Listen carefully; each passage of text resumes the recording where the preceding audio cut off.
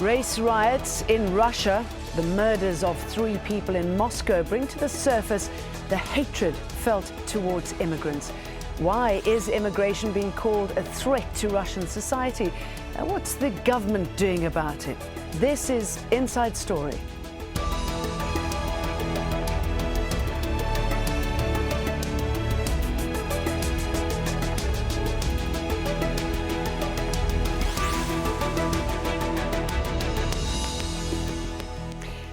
Hello, welcome to the programme. I'm Jane Dutton. Russia for Russians, that's what they were chanting in Moscow when several thousand people began rioting after an ethnic Russian was murdered in front of his girlfriend. The killing, blamed on a man from Azerbaijan, caused some of the worst race riots in years. Police arrested more than 1,000 people, mostly migrants. Since then, 2 men, one Azeri, one Uzbek, have also been murdered. So it's no surprise then that in a recent survey, almost 9 out of 10 Russians said they want to limit immigration. According to a Ukrainian polling institute, 86% of the Russians questioned feel the government should limit the influx of migrant workers. 9% felt there was no need, and 5% felt it was hard to say. But when asked if the government should actively support integration, 43% said yes, 45% said no, and 12% said it was hard to say. Joining me now to discuss this from Moscow, Sergey Frolov, Deputy Editor-in-Chief of Trud newspaper. Also from Moscow, Maria Lipman, a political analyst at the Carnegie Moscow Center.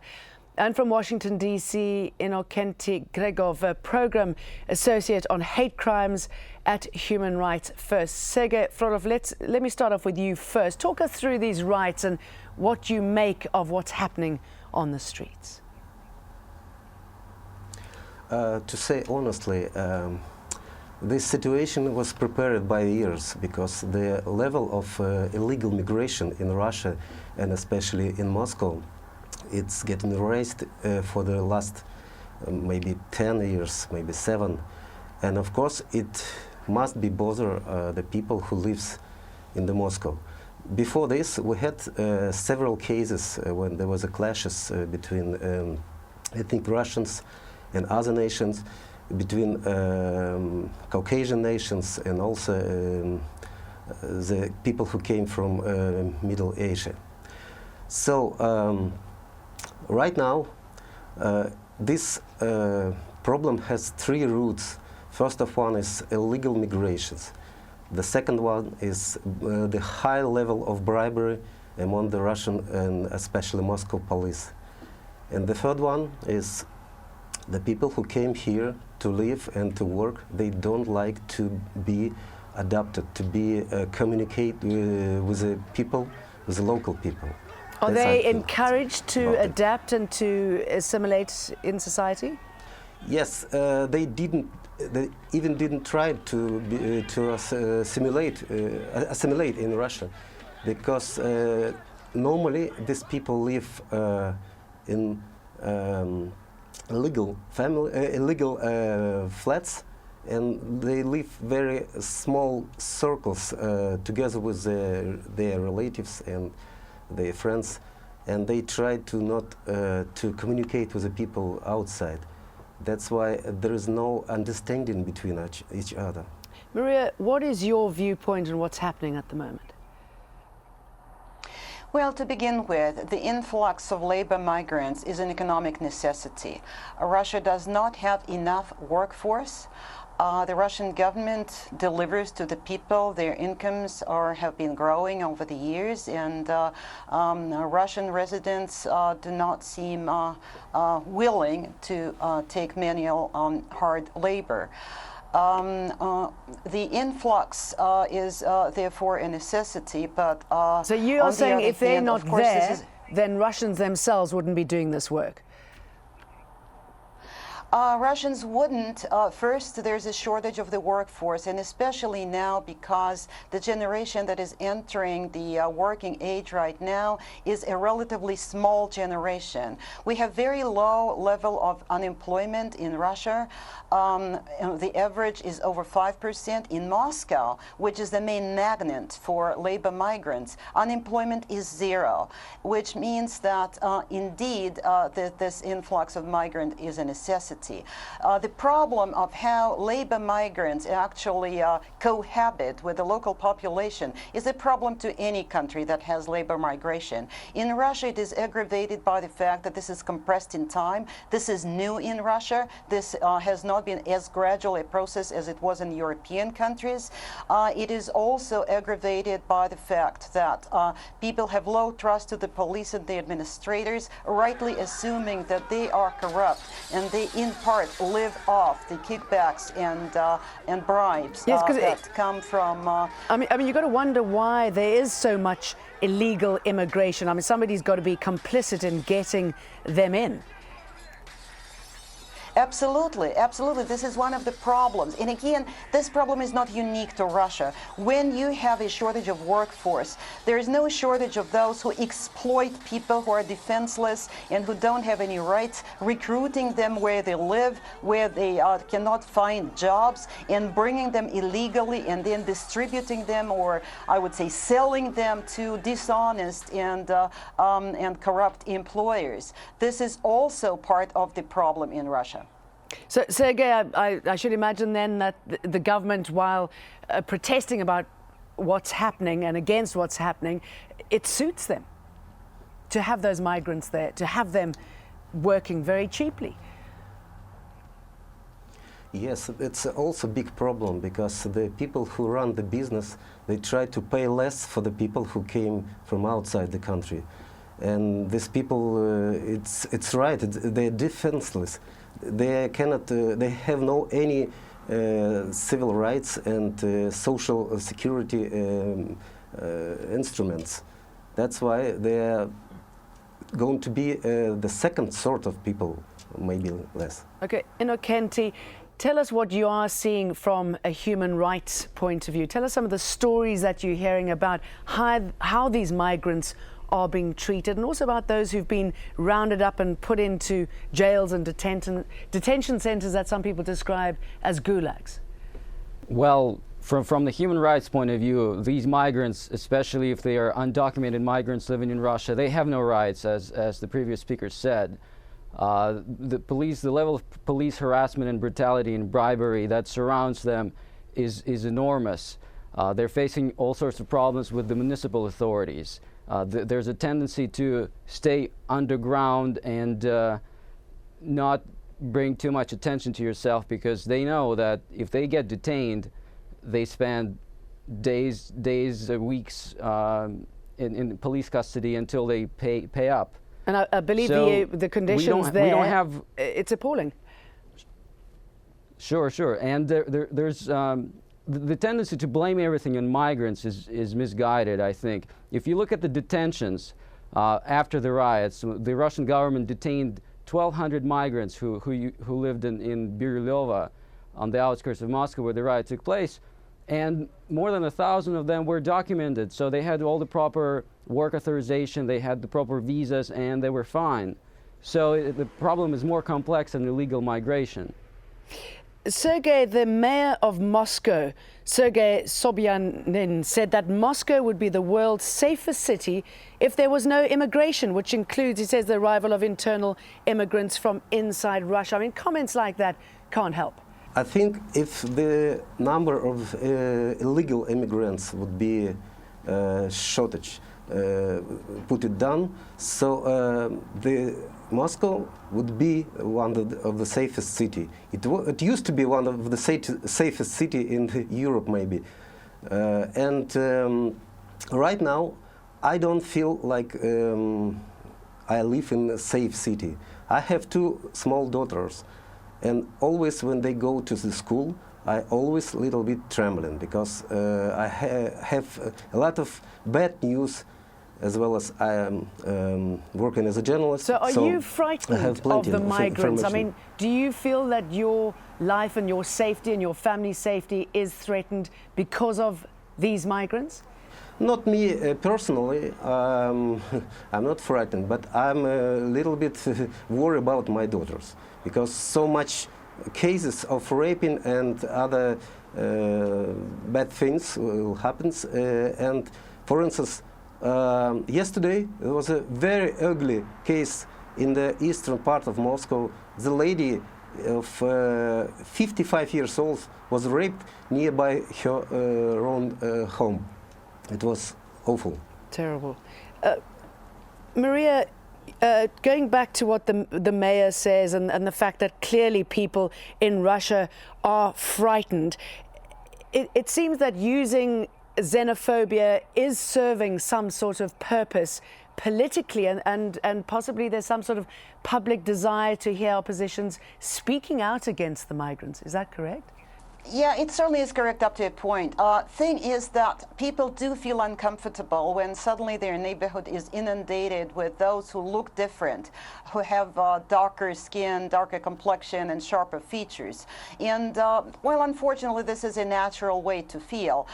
Question is, what is the government doing to actually adjust to the situation in which this workforce in Russia is insufficient, migrants are a necessity, and people feel increasingly frustrated and concerned. Actually, in the list of concerns of Muscovites in a survey taken just this summer, it turned out that the top concern of the people, something that worries Muscovites the most, is labor migration. And people do not care whether somebody is legal or illegal. What they care about is what they see around them, and they are concerned and frustrated. What makes things even worse is that this workforce includes, of course, those from Central Asia who come from abroad, from other countries where job situation is much worse than it is in Russia. But many of those who make people in Moscow and other urban centers frustrated do not come from abroad. They come from North Caucasus,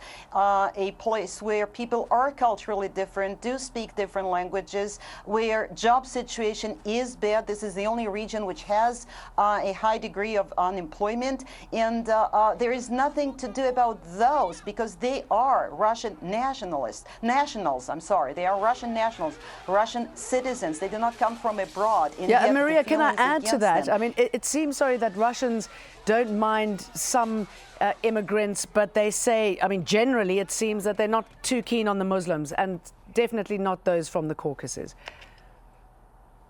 Indeed. This is called racism. This is xenophobia, but it is on a racial basis because people are driven by the way what other people look like. They look different. They speak with an accent. They are culturally different, and this is what makes people really angry that suddenly their environment has changed. Now, what the government is, of course, aware of the risk and is aware of this problem and this concern. But government policies are very short-sighted, to say the least. And some of the policies, especially lately, are populist and are tapping into the sentiment that we are surrounded by culturally alien people who we feel hostile toward. There's a lot of talk from the officials that most of the crime in Moscow is committed by outsiders. There is talk that we should reduce their numbers. The policies of the government are actually, in part, I would not say wholly, conducive to even a worsening of the situation. It's a temptation of populism. We know you, Russian citizens, feel bad about migrants. We will play up to your sentiments. Okay, let me throw that to Innokenty. What do you make of the way the Russian government is dealing with this and the fact that politicians feel justified in stoking the xenophobia? Well, first of all, the Russian government was scared of the events in Birlova the same way they were scared of the Manege Square riots in 2010, because it's a force that they cannot control, they have no power of. These are young, disgruntled youths who are also fed up with the corruption and the endemic problems they're seeing in Russia. So out of that fear also comes poor planning and terrible government policies. If you look at this past summer, there was a migrant camp in Moscow, not a concentration camp, but migrants who were rounded up and brought to this temporary camp, and the rhetoric surrounding that camp, coming from politicians, was extremely negative, extremely xenophobic.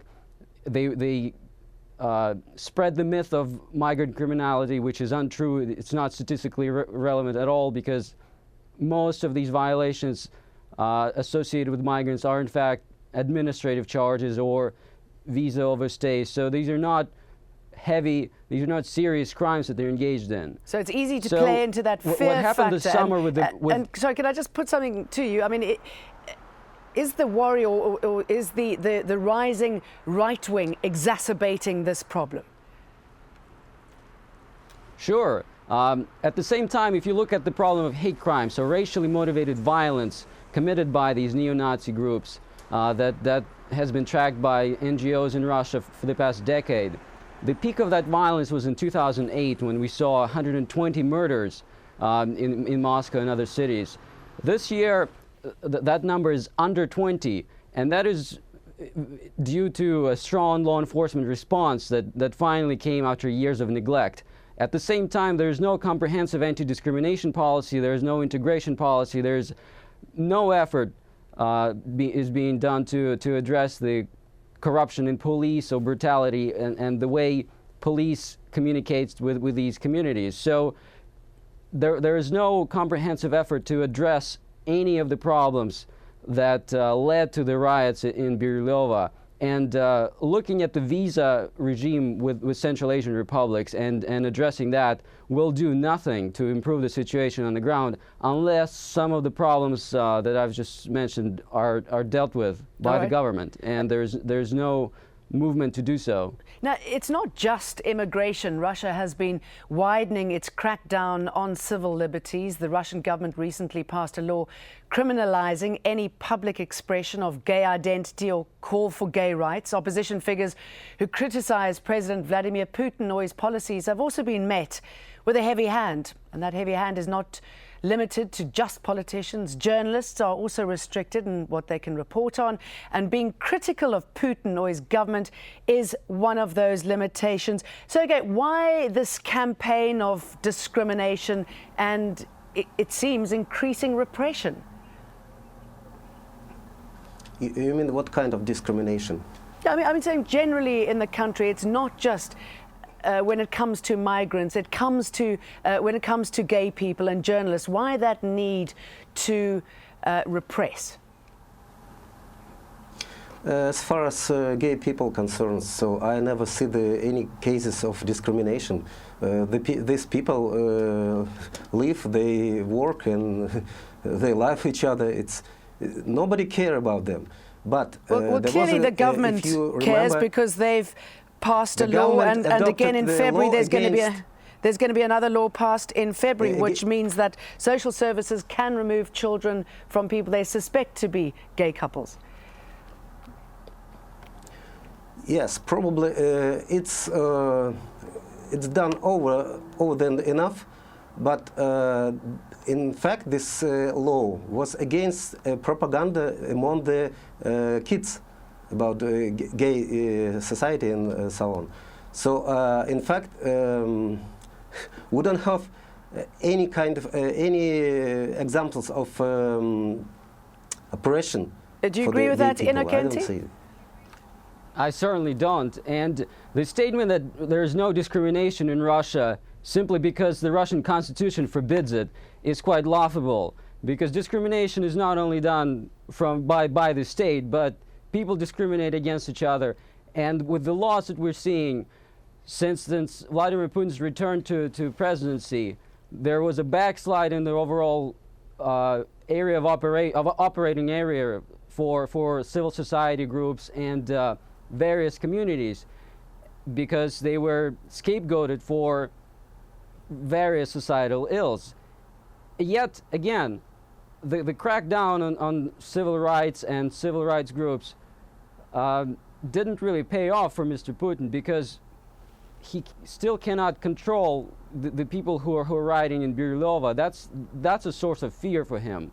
Perhaps there was that was a miscalculation. You know, they tried to reassert with a strong hand the government's role in the society by passing all these odious laws. Okay, Maria. But, sorry, can I bring Maria it doesn't in seem here? to work. I mean, where do you think all of this leaves Putin, or what does it say about his position, his grip on power?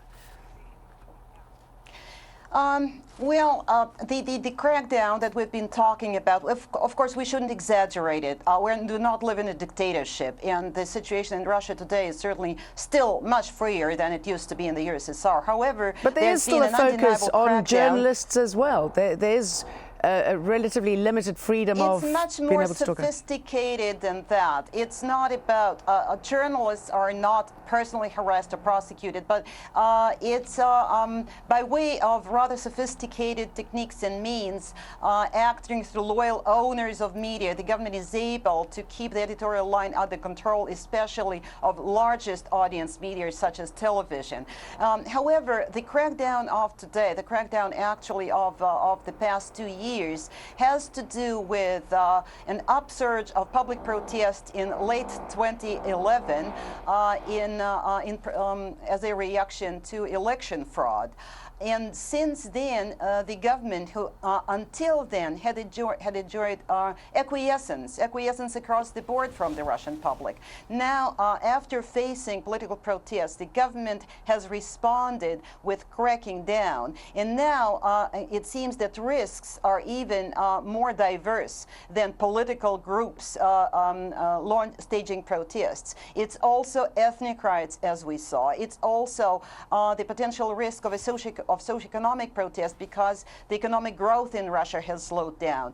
Governance that used to be easy for Putin, who kept the country under control, especially its political life, is becoming more difficult these days. The challenge of governance has become harder.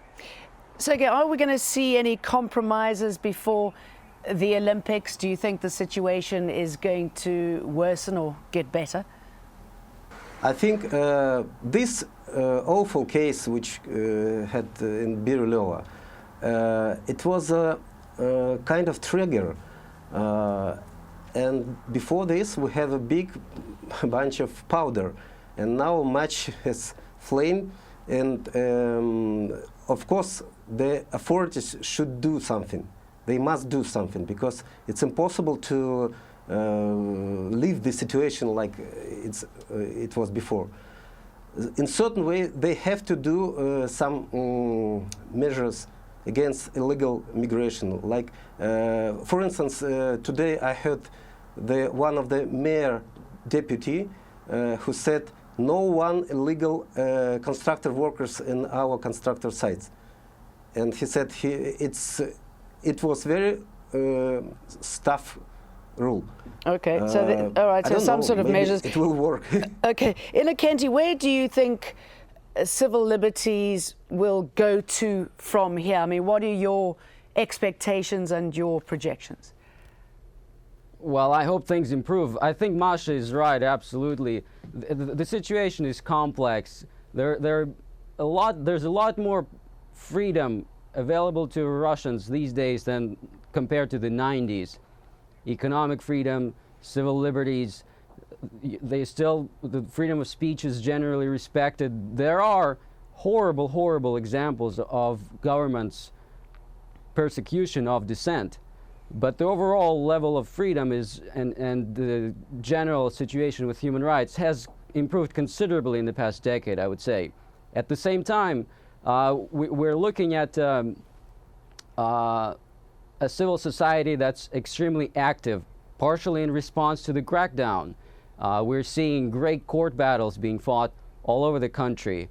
We're finally seeing some improvements this month as well, with Mr. Navalny being let go. So his sentence was suspended earlier this week.